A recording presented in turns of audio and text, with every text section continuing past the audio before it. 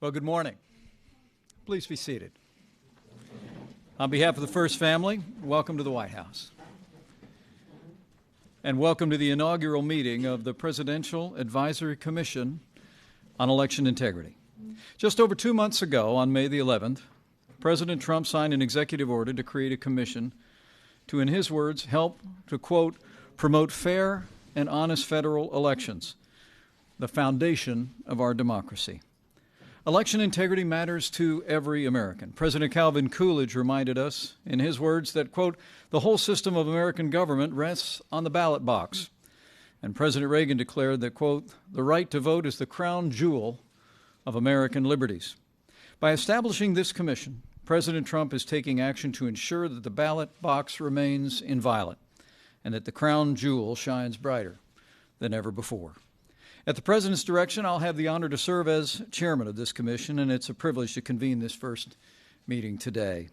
President Trump knows that the integrity of our electoral system transcends party lines, and I'm grateful this commission has brought together a distinguished group of bipartisan election experts and public officials from federal, state, and the local level. And together, this bipartisan group will perform a truly nonpartisan service to the American people.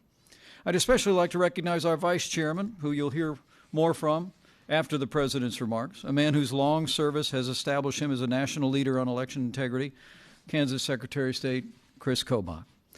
I also, as a point of personal privilege, would like to express my thanks and appreciation to Indiana Secretary of State Connie Lawson, who joins us as a part of this panel.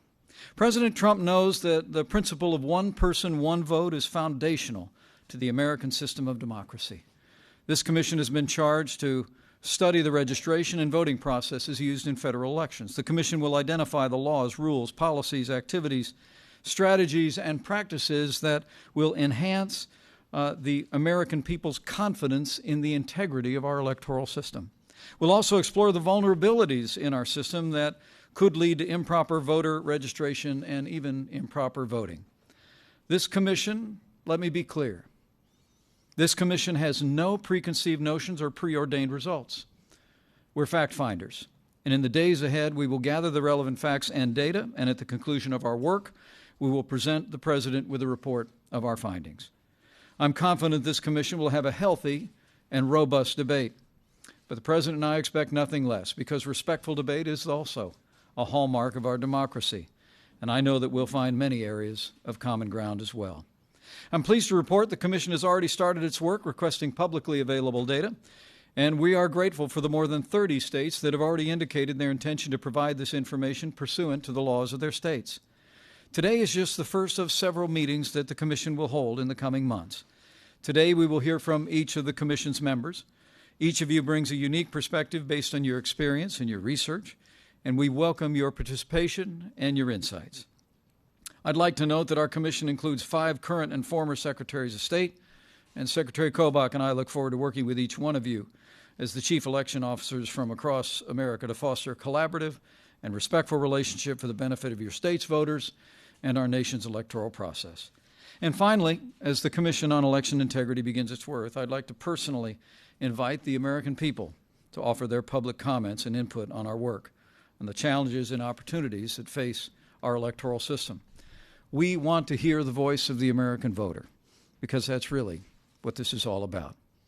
You know, it's the greatest privilege of my life to serve as Vice President to a president who cares so deeply about the integrity of America's elections and the right of each and every American to see the sanctity of their vote protected. This president knows that the success of our democracy depends on the American people's confidence in this electoral system. And the president and I are both confident that this bipartisan commission will make the strongest democracy in the history of the world even stronger. And so, with gratitude for his commitment to fair and honest elections, it is my high honor and distinct privilege to introduce to all of you the 45th President of the United States of America, President Donald Trump.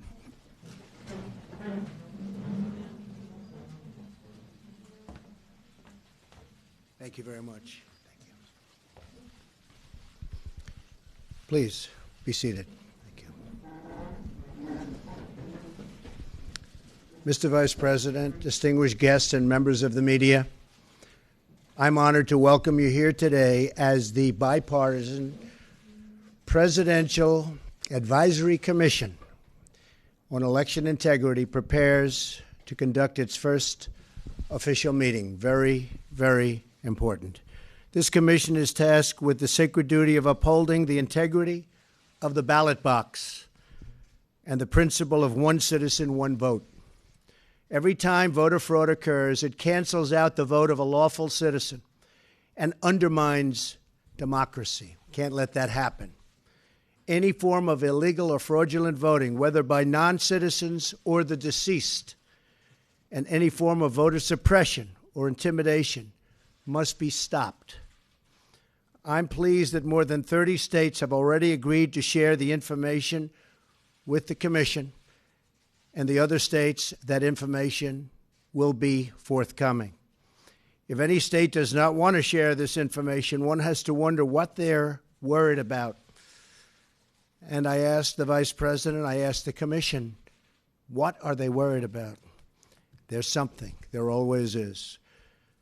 This issue is very important to me because throughout the campaign and even after it, people would come up to me and express their concerns about voter inconsistencies and irregularities, which they saw, in some cases having to do with very large numbers of people in certain states. All public officials have a profound responsibility to protect the integrity of the vote. We have no choice. We want to make America great again. We have to protect the integrity of the vote and our voters. This is not a Democrat or a Republican issue. It's an American issue. It's about the concern of so many Americans that improper voting has taken place and canceling out the votes of lawful American citizens. That is why President Theodore Roosevelt once said, "It is the affair of every honest voter, wherever born, to see that no fraudulent voting is allowed anywhere." I want to thank Vice President Pence for chairing the commission. I also want to thank Kansas Secretary of State Kris Kobach for serving as vice chair. It's going to be a lot of work. They're going to work very hard over a fairly short period of time, and I want to thank you both very much, Kris, Mike. This is a bipartisan panel consisting of both Republican and Democratic leaders and experts on voter integrity. I would like to personally thank each of our panel members for serving. Really do appreciate it. In addition to the chair and vice chair, this distinguished bipartisan panel includes Indiana Secretary of State Connie Lawson. Thank you. New Hampshire Secretary of State Bill Gardner. Thank you. Maine Secretary of State Matthew Dunlap. Former Ohio Secretary of State Ken Blackwell. Election Assistance Commissioner Christy McCormick. Thank you. Former Arkansas State Representative David Dunn. Thank you, David. Wood County, West Virginia Clerk Mark Rhodes. Heritage Foundation Senior Legal Fellow and Manager of the Election Law Reform Initiative, a real expert, Hans von Spakowski. President and General Counsel of the Public Interest Legal Foundation, great group, J. Christian Adams, and Jefferson County, Alabama Probate Judge Alan King. Thank you. Thank you very much. Each of you has been entrusted with the great responsibility of helping to advance the cause of fair, honest, and lawful elections. Your work will help protect our democracy. This will be a very transparent process. It's going to be very open for everybody to see. You will approach this important task with a very open mind and with no conclusions already drawn. You will fairly and objectively follow the facts wherever they may lead. I look forward to the findings and recommendations your report will produce, and I share your report as soon as I can and as soon as possible with the American people so the full truth will be known and exposed if necessary in the light of day. We call on every state to give its full support and total cooperation in this effort. Most of them have really done brilliantly, and we appreciate it, and the rest, all of that information will be forthcoming. Thank you very much, Mr. Vice President. Thank you, and Kris, thank you. Panel, thank you very much. We appreciate it. Do a great job. Thank you. Thank you. Thank you very much.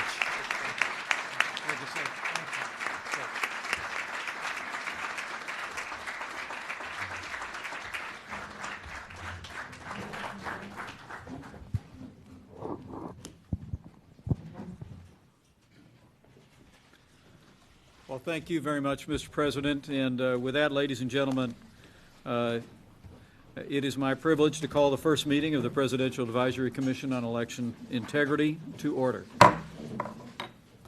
Our first order of business is to recognize each of our members and to make introductions and brief remarks. I'd like to start with a few comments of my own in addition to the remarks that I made from the podium. First and foremost, let me commend each one of you for stepping forward to serve your country in this capacity. As you heard from the President and from me earlier, we are truly grateful for your willingness to step forward. This is a bipartisan group that will perform a nonpartisan service to the American people. Our goal, as the executive order asserts, is to help promote free and honest federal elections.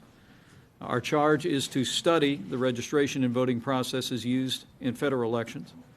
And, as I mentioned earlier, our charge is to explore vulnerabilities in the system that could lead to improper voting registration and improper voting. But let me reiterate the point I made earlier, now that we're on the record. We have no preconceived notions or preordained results. Our duty is to go where the facts lead and to provide the President and the American people with a report on our findings that can be used to strengthen the American people's confidence in our electoral system. And as you heard, the President looks forward to what we accomplish, and so do I. And I look very much forward to hearing from each and every one of you. The President and I have meetings scheduled soon after this with a number of senators, so my hope is that I'll be able to hear from each and every one of you before excusing myself to hear from members of the United States Senate on another matter. But I'm very, very grateful that you're here. We'd like to ask that you limit your remarks, your opening remarks, to 5 minutes or less. There is a timer in the back, but I know we can go on the honor system here with each one of you, and we appreciate your sensitivity. I'd like to start by recognizing our distinguished Vice Chair, the Kansas Secretary of State, Kris Kobach, and Mr. Secretary, you are now recognized with the gratitude of the President and this administration for your opening remarks. Thank you, Mr. Vice President. It's indeed a great honor to serve as Vice Chairman of this Commission. The charge of the Commission is a significant one, as the President outlined, to study the threats to the integrity of our elections, to quantify those threats if possible, and if it's the will of the Commission, to offer recommendations to the President to help ensure the integrity of future elections in this country. And most importantly, to share that information after the report is made to the President, to share that information with the American public. This is a mission of the highest order. I've often thought that at the very foundation of our republic are really two bedrock things, the American Constitution and the faith and reality that our elections are conducted fairly. If you take away either of those two things, I believe that our republic cannot stand for long. So for a long time, there's been lingering doubt among many Americans about the integrity and fairness of elections, and it's not a new issue at all. If you look at the polling data, it goes back decades. Public opinion has been consistent on this, in that there is a substantial number of people who wonder if our elections are fair. A 2014 survey showed that only 40% of voters thought elections were fair to the voters, which indicates that 60% either did not think so or were undecided. We owe it to the American people to take a hard, dispassionate look at the subject And throughout our country's history, there have been specific historical episodes that we may have learned of in school or in college of voter fraud, and those may have received a great deal of attention. And individual states from time to time may have investigated specific allegations of voter fraud or have done some specific investigation of voter fraud. For example, in my state of Kansas, we're engaged in litigation right now defending our proof of citizenship requirements at the time of registration. And we've engaged in extensive fact-finding for the federal courts involved and have discovered 128 specific cases of non-citizens who either registered to vote or attempted to register to vote. But that's just the tip of the iceberg. One expert in the case estimated that the total number could be in excess of 18,000 on our voter rolls. But there's never been a nationwide effort to do some sort of analysis of this scope and scale, to quantify and analyze the various forms of threats to our elections' integrity. This commission will have the ability to find answers to questions that have never been fully answered before and to conduct research that has never been conducted before. And that research will not be buried.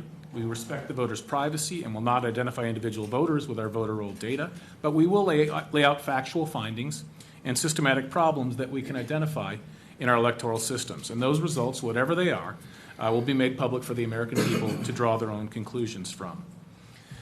In 2013, President Obama established a Presidential Commission on Election Administration, and he did so, among other things, to analyze a problem that had been reported in several states in the 2012 election, and that was long lines at the polling places. When someone drives to a polling place and sees a long line, 2 blocks long, there's a chance that that person may decide it's not worth it for me to vote and turn around and drive home. Similarly, if someone lives in a place where voter fraud has been known to occur in the past and the elections in the past may have been stolen, there's a chance that he or she will decide that his vote is not likely to count, or it will be counterbalanced by the fraud, and therefore decide not to vote in that case. These are both problems worthy of investigation and worthy of a presidential commission. In Kansas, for the last 11 years, we've hosted the Interstate Cross-Check System, in which approximately 30 states participate. We annually compare our voter rolls to each other, and in so doing, we find literally millions of people that are probable double registrations, where the same person is registered in more than one state. With that information, the participating states can begin the process of keeping their voter rolls accurate and up to date. It's a starting point where the state can then contact the voters in question and, with the voters' consent, remove them from the voter rolls of the state in which he no longer resides, or else using a process laid out by the National Voter Registration Act. The program also develops leads where it appears that the same person may have actually voted twice in the same election in 2 different jurisdictions. After further investigation, a prosecution for double voting may be appropriate. This program, hosted by Kansas and in 30 states, illustrates how a successful multi-state effort can be in enhancing the integrity of our elections and in keeping our voter rolls accurate. I'm confident that this commission will be equally successful on the national level. The talent, experience, and expertise of my fellow members of the commission is truly impressive. Thank you all for giving your time and your energy to this endeavor. I'm really looking forward to beginning our work together. Thank you. Thank you, Mr. Secretary. Thank you for your opening remarks, and thank you for your leadership on this commission. We look forward very much to working with you. With that, I'd like to recognize my friend and fellow Hoosier, Indiana Secretary of State, Connie Lawson, for 5 minutes.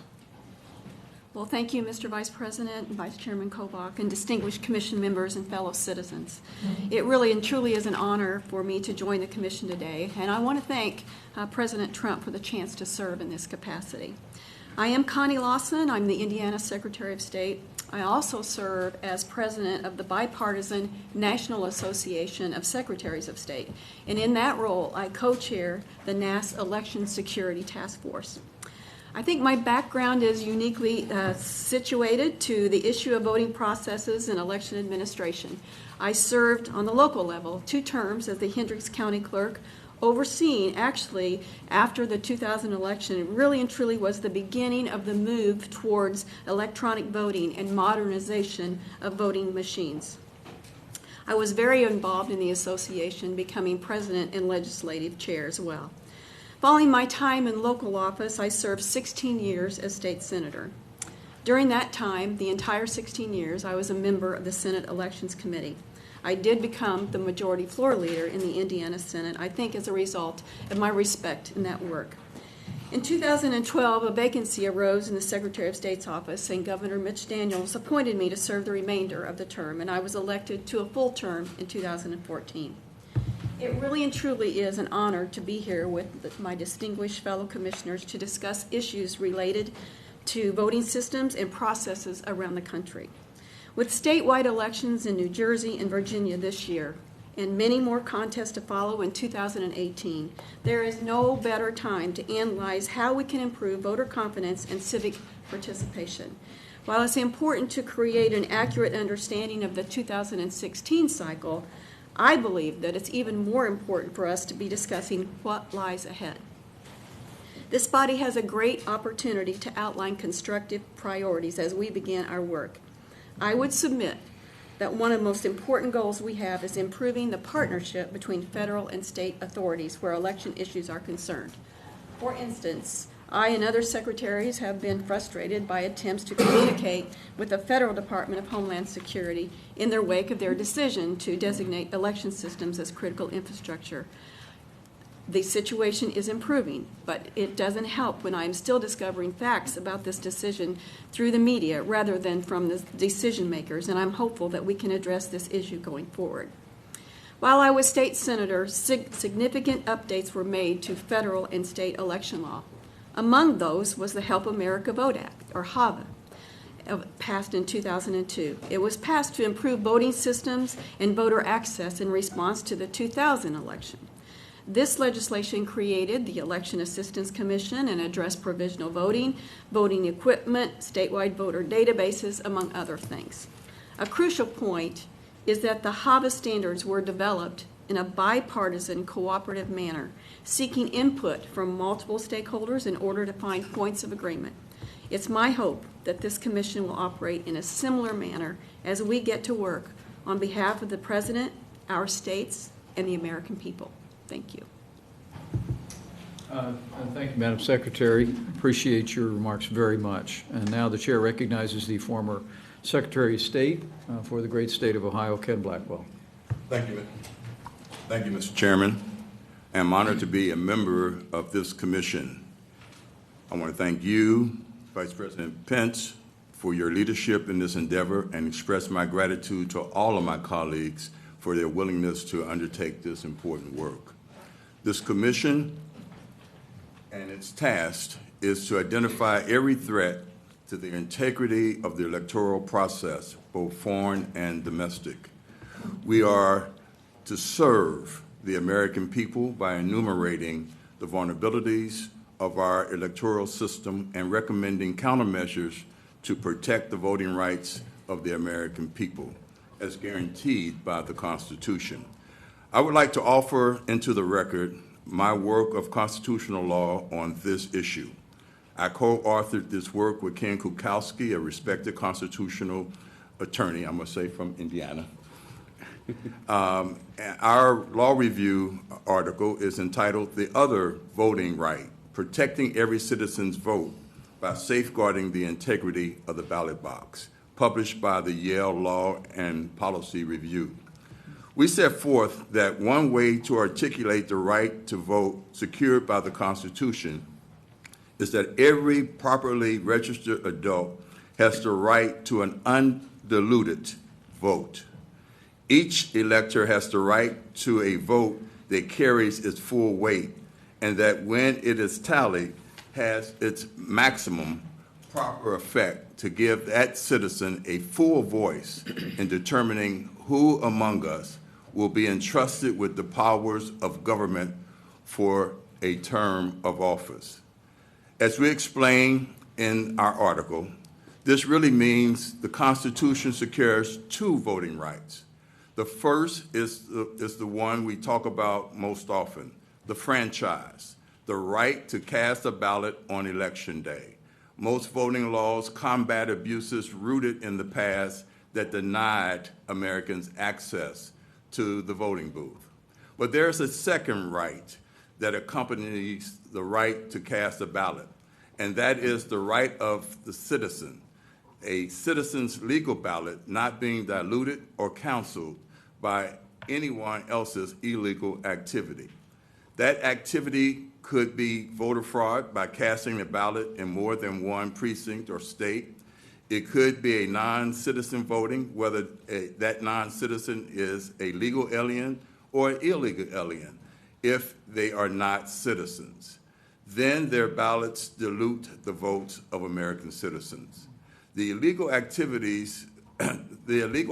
could be voter intimidation or voter registration fraud, or it could be foreign interference in our elections, whether from Russia, China, North Korea, Iran, or any other foreign power. This other voting right is a fundamental constitutional right against any such dilution or cancellation. And it is our commission's work and our mandate from the President of the United States to identify these threats and safeguard against them. Another topic explored in our article is that voting is perhaps the only fundamental right secured by the Constitution that is also a citizen's duty. We all have the right to the free exercise of religion, or to keep and bear arms, for example, but our form of government does not impose them upon us as duties. But when it comes to voting, the Constitution enables election officials to presume that publicly spirited citizens with due concern for the course of the state and national policy would be willing to satisfy reasonable regulations and should shoulder incidental burdens in the fulfillment of their civic duty. My home state of Ohio is the jurisdiction of the U.S. Court of Appeals for the Sixth Circuit. Among the judges on that bench is Alice Batchelder. 2 years ago, in Russell versus Grimes, Judge Batchelder wrote, "Citizens cannot demand as constitutional entitlement an environment in which fulfilling this civic duty is effortless." To the contrary, Judge Batchelder added, "The Constitution allows for the possibility that citizens should be expected to overcome minimum obstacles when voting." Every patriotic citizen who is a qualified elector has a solemn duty in our democratic republic to participate in public debate by casting a thoughtful, informed, and deliberate ballot on Election Day. We are a self-governing people. The machinery of democracy on Election Day is the cornerstone of how we govern ourselves. This commission's duty is to catalog every threat to that machinery and determine how to thwart each threat and thereby safeguard the integrity of the ballot box. Mr. Chairman, I ask that this article and my extended remarks be made part of the record today's proceedings and the work of the commission. Thank you so much, sir. Your law review article and your extended remarks are submitted to the record without objection. And thank you, Mr. Secretary, for your opening remarks. With that, I'd like to recognize the Secretary of State of Maine, Secretary Matt Dunlap, for 5 minutes. Thank you, Mr. Vice President. I apologize I don't have any prepared remarks, so I'll try to keep it within the 45-minute allotment. Our experience in Maine is really been a truly gracious one, and we are very, very blessed to have the commitment of so many incredibly devoted and dedicated people across the state in the 503 towns and 425 unorganized territories of the state of Maine. An area from Fort Kent to Kittery and from Aquasic to Eastport, the people that I work with in elections, I'm the chief elections officer of the state of Maine, but the actual election is run by those local town officials who put an extraordinary amount of effort to make sure that their neighbors can freely and fairly exercise their constitutional franchise of democratic self-governance. And we owe them a great deal, and we have a great deal to be proud of. We, too, get questions from time to time about something that happens in an election. We get a few hundred allegations of possible double voting. But because our clerks work very closely with each other and we communicate with each other, typically what happens is someone requests an absentee ballot, and they may forget about it or lose it in a pile of seed catalogs, and then they show up at the polls, and we were able to divine pretty quickly that, in fact, they only cast one ballot, and then the question is answered. But accountability is pretty important here, and I think that's the entire purpose of this commission, is to help bolster and instill confidence in the electoral process that belongs to the American people. And I hope that in those considerations, one of the things we focus on is what works well. What do we do right? And certainly, I listen very closely to the remarks of the president, but no one who's spoken, including the president, has questioned the legitimacy of the outcome of the 2016 election. And I think that's a great place to start from. Is what are the balance points between security and access? And I think that anything that we do to answer those questions, to reassure people that there are no goblins under the bed, and if there are, we deal with them in a way that is balanced, again, towards access of the voting public to participate in their government. This is not ours. It belongs to them. And I think as we move forward, the one thing that I want to focus on, and I tell our clerks this when we do our trainings every year, is that this is a process that does not belong to us. It belongs to the voters. And everything we do, we must do with devotion to assure that the voters have their voice heard, and that the ballots that are cast are done without question, and that the government that is installed to represent those people acts on their behalf with the confidence of the public. And I want to make sure that we answer those questions and that we move forward as a group with that same level of confidence. And I'll be very pleased to be a part of this. So thank you. Well, thank you, Mr. Secretary, and thank you for those very thoughtful words, without notes and with great brevity, I might add. Very well. With that, it'd be my privilege to recognize the longest-serving Secretary of State in American history, New Hampshire's Secretary of State, Bill Gardner. Secretary Gardner, you're recognized for 5 minutes. Thank you, Mr. Chairman, Vice Chairman. I look forward to the work we have ahead. After our federal Constitution was ratified, a person asked George Washington this question: what is the most important thing that a person can do for his country? And Washington answered that in 5 words: express your views beyond yourself. When I first became aware of that, I took it to mean everyone's voice mattered. Be willing to share your views, have dialogue with others, and let others share their views with you, for it will strengthen our country. It can also be applied to voting, where we collectively express our views beyond ourselves by way of the ballot box. And the more often we get to do that, the more we fulfill the will of our first president. I would like more Americans to vote, not fewer. For over a half-century since the civil rights era of the 60s, our federal government and the states have been trying to find more and more ways to make it easier to vote. But when states try to balance that ease of voting with measures to increase voting integrity, it is often met with hostile resistance and charges of suppression.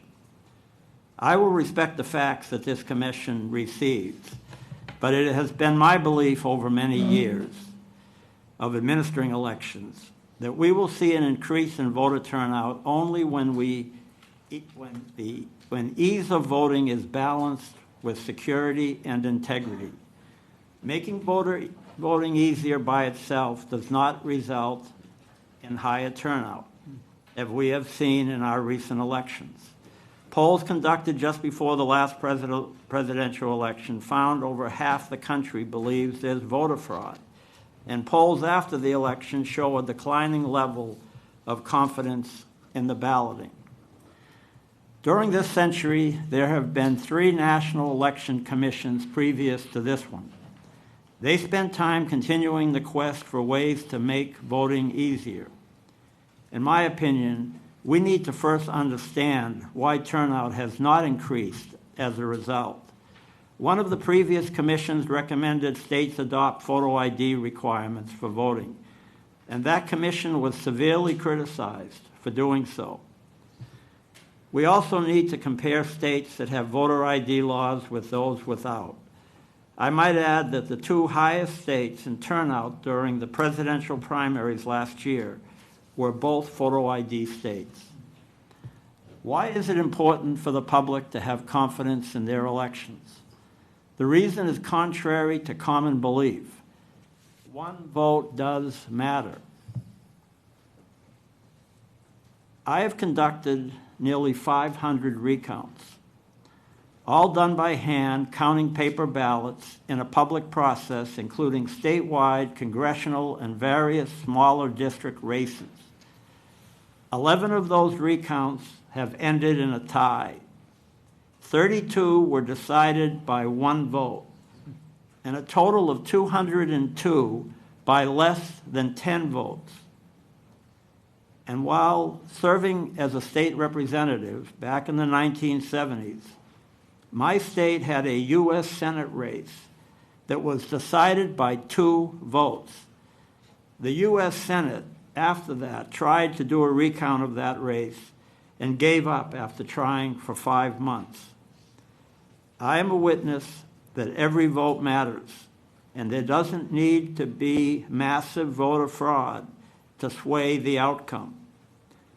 These are the experiences I will bring to this commission, and I will work with all of you, endeavoring to let the facts we receive speak for themselves. Thank you. Well, thank you, Mr. Secretary, and thank you for those words and for your long service to the people of your state. The chair now recognizes Judge Alan King of Jefferson County, Alabama, for 5 minutes. Mr. Vice President and Secretary Kobach, it's a pleasure to serve on this committee. I appreciate the invitation. I'm Alan King. I'm the presiding probate judge in Jefferson County, Alabama. It's the largest county in the state of Alabama. We have roughly 660,000 residents, and in 2016, we had almost 460,000 registered voters.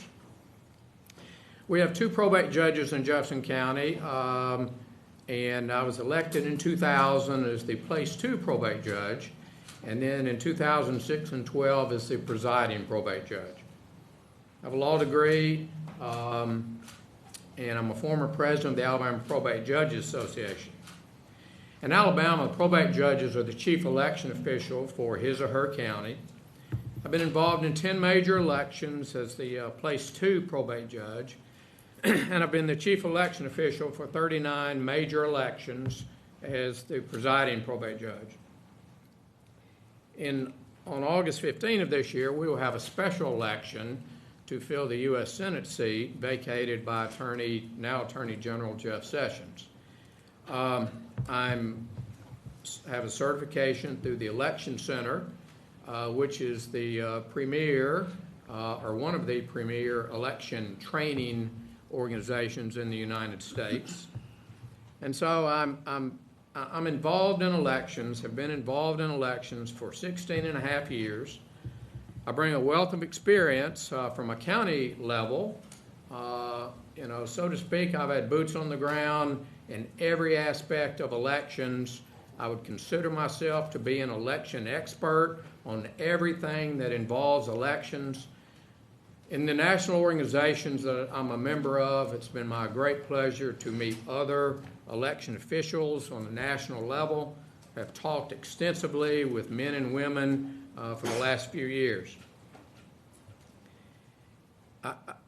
I feel inclined, since I'm the chief election official for Jefferson County, Alabama, to say that in my 16 and a half years in the Jefferson County probate judge position, that I have not seen evidence of voter fraud in Jefferson County. Had one situation, I think it was in 2014, where it was a father and a son had the same name.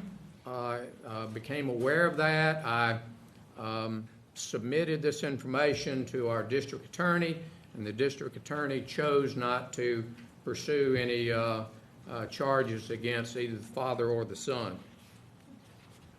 The executive order that created this commission refers to voter confidence and voter processes.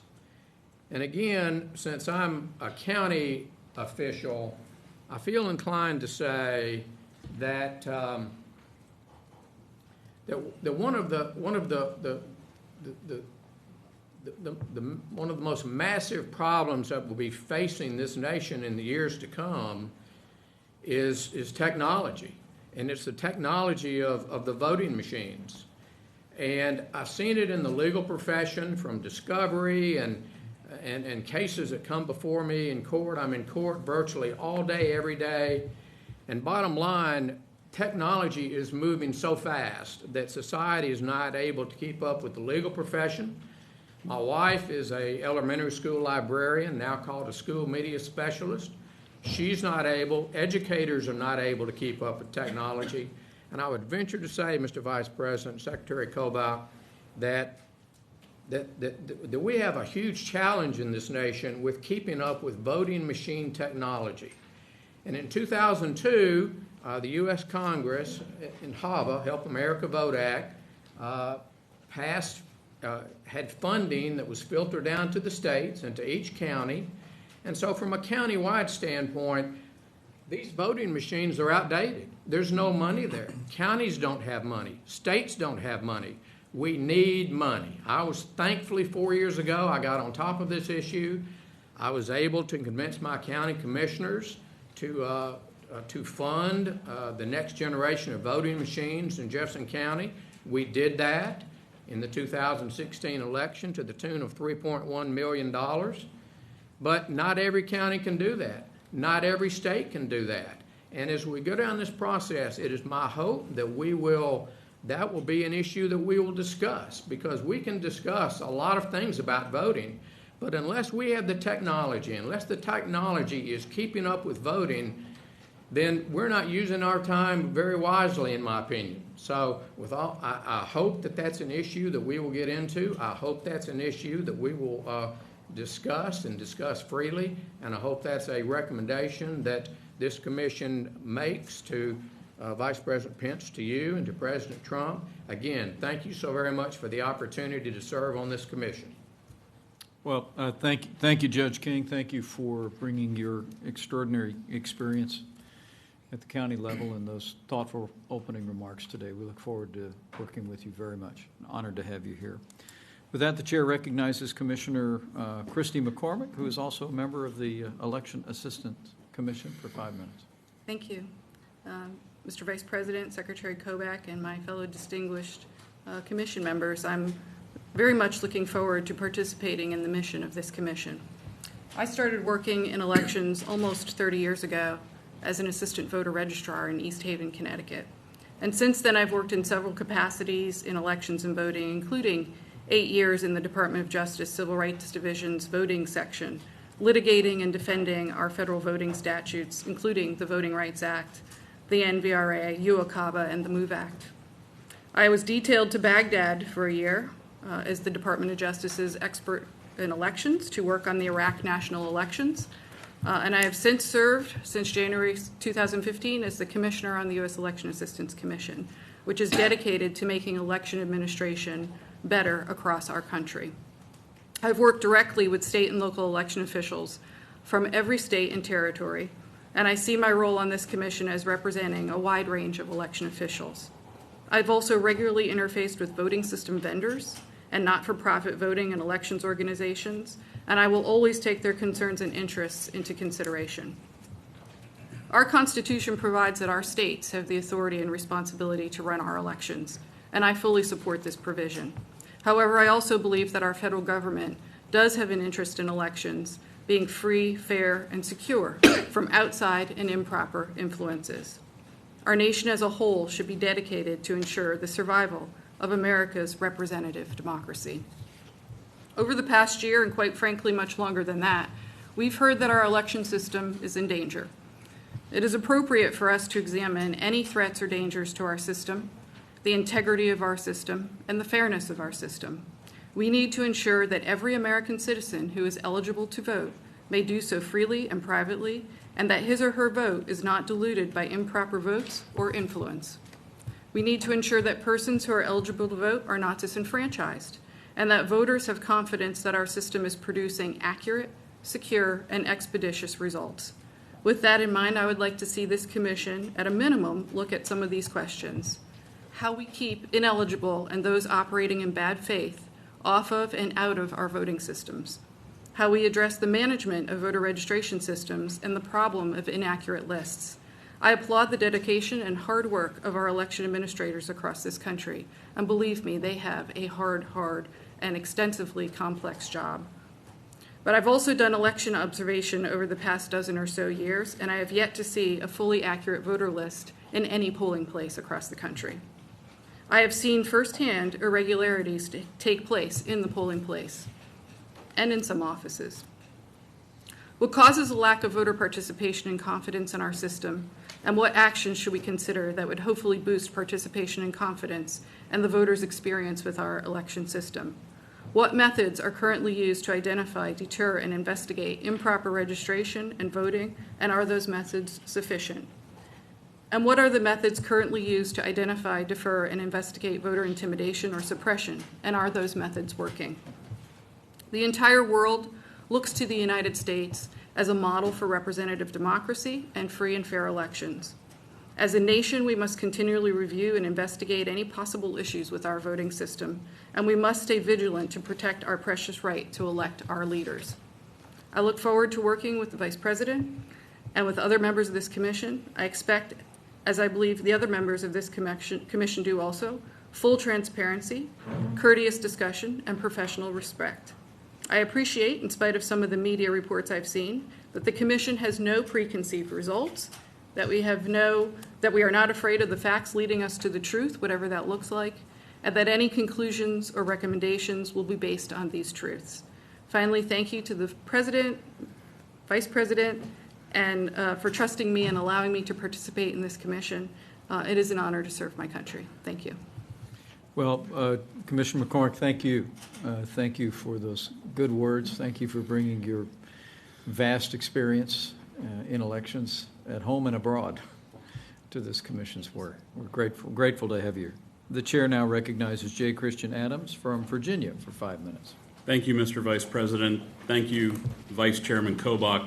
I'd also like to thank President Trump for initiating this long overdue effort. I would like to thank the other members of the Commission for their willingness to examine the integrity of our electoral systems and to seek the truth about vulnerabilities in these systems and contemplate ways to improve the process. Most Americans value truth and value election systems deserving of our faith. It has been said that truth enlightens our intelligence and helps shape our freedom. Clean elections protect our freedom. Elections tainted by fraud disrupt the consent of the governed. I believe that all the commissioners are dedicated to an inquisitive and robust search for the data and for the truth about vulnerabilities in our elections and ways to improve the systems. There are areas of serious concern. For example, there are recurring indications that individuals are getting registered to vote even though they are marking the voter registration forms no to the question, are you a United States citizen? Again, they are checking the box on the registration form that they are not American citizens but are still getting registered to vote. What fair-minded American could support this? What serious, inquisitive American wouldn't ask, how does this happen? How often does this happen? How can we improve the system? Yet there are plenty of interests that would rather see these questions not be asked. The truth is more important, but these individuals do not want the questions asked, and that is the wrong approach. Americans have never assumed that we could not accomplish the mission, could not improve the way things work. There are ways to examine and reach the truth about our elections without harming a single legitimate voter registration. I'm sure the members of the Commission will do their best, as I will, to improve our election system. For the first time, we have the tools, we have the will, and we have the support of the majority of the American people who are concerned with voter fraud to document these vulnerabilities in our systems and suggest improvements. And so I'm excited to help, and thank you for this effort. Well, thank you, Mr. Adams. We're grateful to have you on the commission, and thank you for those opening remarks. The chair now recognizes the clerk of Wood County, West Virginia, Mark Rhodes, for 5 minutes. Thank you, and thank you for permitting me to be on this commission. It is an honor. As county clerk, yes, I am in charge of the elections, and several of the things that I've even heard discussed here, I can say it's happened to me. I started working in our IT department in Wood County in 1997. I believe if you check my voters registration record for the year 2000, you'll find that I voted a provisional ballot. And the reason being was I was deceased. We were doing before we had a statewide voter system, we had to do a data upload monthly to the Secretary of State's office. It wasn't working properly. I'd marked myself deceased, ran a test, never revived myself. I walked into the precinct. I went over to Janice, who was our poll worker. She said, "You're not in the book." I should be. I voted a provisional ballot because I was not in the book. I appeared at the county commission meeting during canvass, and they went, "Yep, you're alive," and my vote did count. So it's one of those, there are things that do happen. And we try to make sure that every legally cast ballot counts. In 2014, when I ran for my first election as county clerk, I won by 5 votes out of over 24,000 votes that were cast. So it's one of those, we need to have fair, clean, honest elections, and there should be no doubt that those 5 votes, my win is the win, and it's there. There should be no speculation. I just want to make sure that we have good, fair, clean, honest elections. And thank you for permitting me to serve. Well, thank you, Clerk Rhodes. We're grateful to have you here bringing that experience, and I'm glad you're doing well. You look fine. Now the chair recognizes David Dunn of Arkansas for 5 minutes. Thank you, Mr. Vice President. Secretary Kobach, I want to also thank President Trump for allowing me to serve. I'm humbled and I'm honored to have this opportunity to serve our country. Having grown up in the Delta into a political family and spent most of my life as an economic developer in one of the most economically depressed areas in our country, I know how important the democratic process is. Anything that calls into question the integrity of this process undermines the entire democratic system. We were asked today to present our thoughts on what we expected of this commission. I'm eager to learn, and I have today a bit, the priorities of my fellow commissioners, all of whom have met for the first time today. And I look forward to visit with everyone on how to tackle these complex issues. My vision for this commission is threefold. First, it is my desire for us to look at a myriad of issues to determine whether there are significant problems involving election and voter integrity. We should look at the way the state's election systems are currently working and what resources or support they have and what might be needed to improve their accuracy and efficiency. Whether it's an increasing training of election and poll workers, improving communication between the states and localities across states, updating voter machines, or providing funds to assist localities in carrying out their voting and election work, I hope this commission will look at all the possibilities to help states in their efforts to run competent and true elections. Second, I hope that this commission will ensure the privacy of America's voting public. I understand while the letter that was sent to the states asked for only publicly available voter information, it still raised concerns. And I believe that any data, statistics, or information collected by us or by the state should be held in our trust and safeguarded from any political misuse. And finally, I hope that the activities of this bipartisan commission are completely transparent and public. It's important that our work be conducted with the highest level of integrity and that a variety of views can be expressed and considered. I applaud Vice President Pence for putting together this commission and look forward with each of you to ensure that the voters in my great state of Arkansas and across the country know that they will not be unlawfully disenfranchised and they can have confidence in the integrity of our election. Thank you. Well, thank you, Commissioner Dunn. Thank you for those very thoughtful words and admonitions. We value them and identify greatly with what you've said. Grateful to have you here.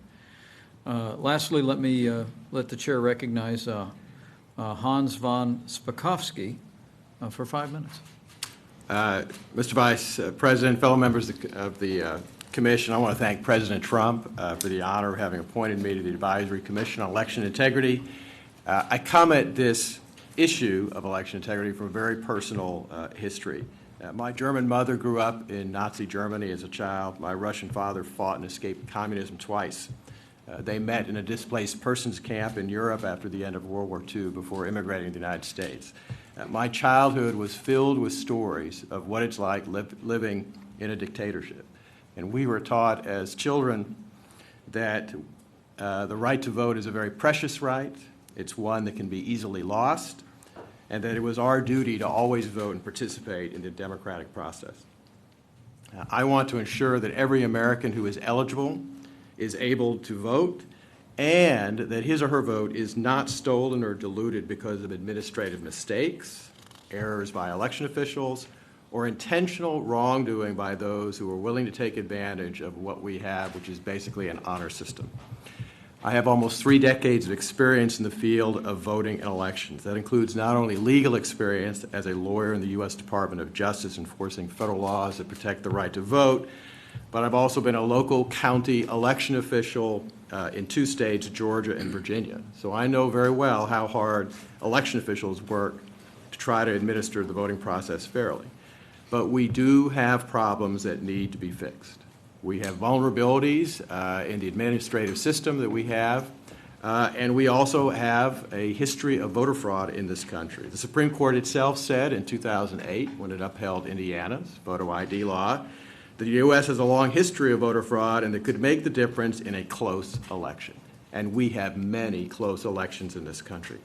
Now, one of the documents I'm going to hand out to everyone on the commission, and this is a printout, and it's easily available on the Heritage website, is a database that we started about 2 years ago of voter fraud cases from around the country. We are up to almost 1,100 proven cases of voter fraud, including almost 1,000 convictions of individuals in court.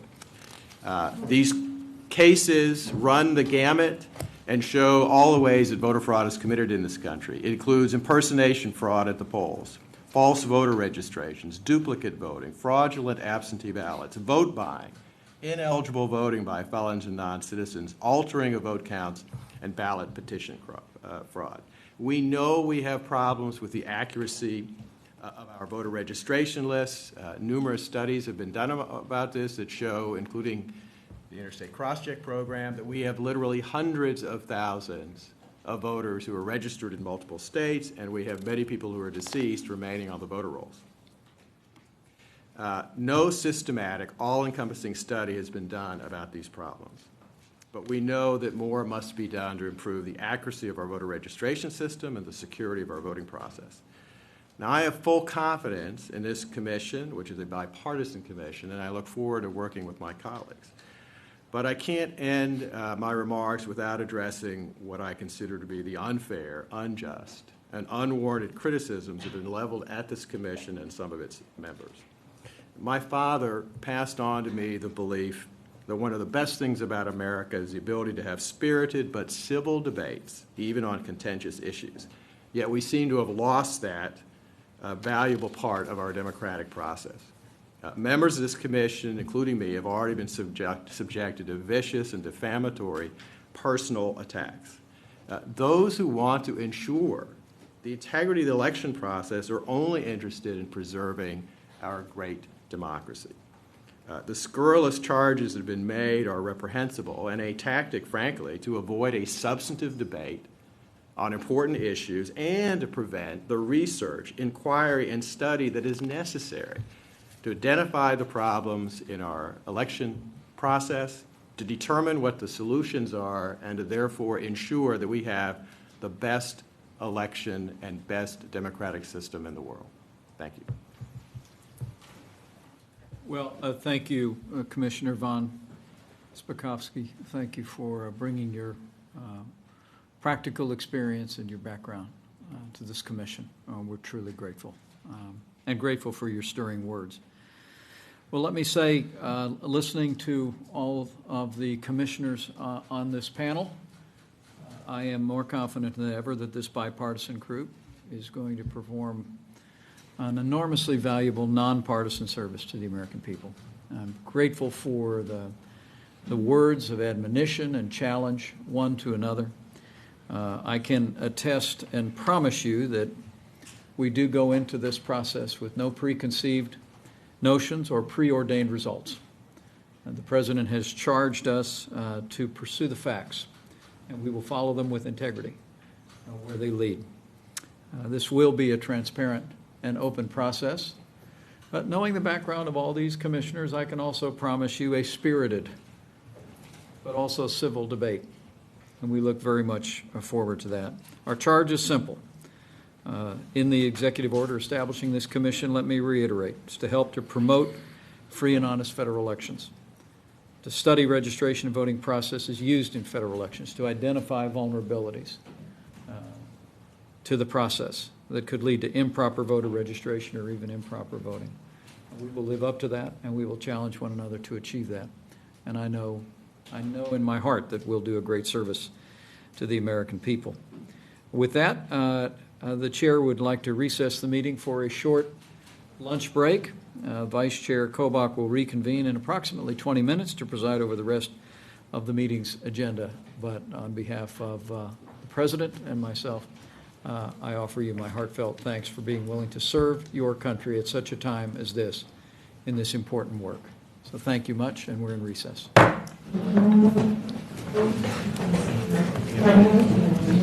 Yes. Thank you for your story. Okay. I'm just a little bit crowded this way. I just wanted to make sure you and I'll go to the back. I see that. Wonderful.